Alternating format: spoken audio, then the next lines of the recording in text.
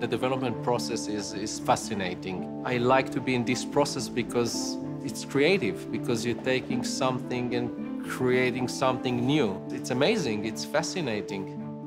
In the first walkthrough, what attracted us so much to this building is the real bones of the building, the high volume of the lobby, the ceiling height, the steel beams, the wide bays, the windows that you have in every bay. Those elements that you don't see anymore. You cannot create them. Look at this place. It's construction site, and then in few months, in a year time, we will have one of the most expensive apartment in this area. As an architect, I'm trying to marry the scientific side of a building and then the emotional side, the creative side, the artistic side. And I remember clearly when coming 93 Worth the first time and walking the building, seeing it from the street, the scientific side of me realized that there's something about the module of the building, the rhythm of its column, the size of its window, the sheer height of the floors that lays down perfectly for residential apartments. This is a true transformation of a building that almost was designed originally to become what it is today.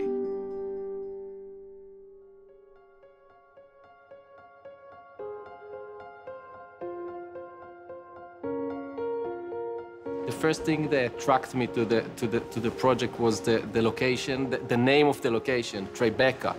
It's like, a mysterious lady, something which is emotional. If you're interested in history, Tribeca is a really great neighborhood in New York because it's an area that's very visually communicative. It's an area where you can actually see a lot of history because most of this architecture is original. The usage of cast iron was then such a contemporary way of building has been transformed to a very residential neighborhood, very family-oriented. That transformation, I think, really reflects something about the people who choose to live here. When you buy property, when you buy real estate in that neighborhood, you buy a piece of the history of New York with it.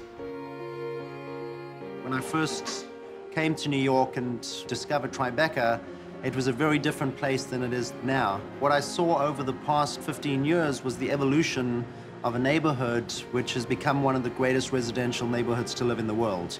And I think that's fascinating, especially when you walk the streets and you really get a feel for the neighborhood and you see who lives here and what these people do and how they spend their days and how the neighborhood has really become an extension of their lives.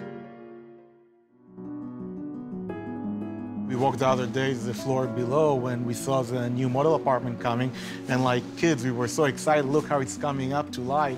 You know what it is? It might sound as a cliche, but for architects, designers, you start a project, you fall in love.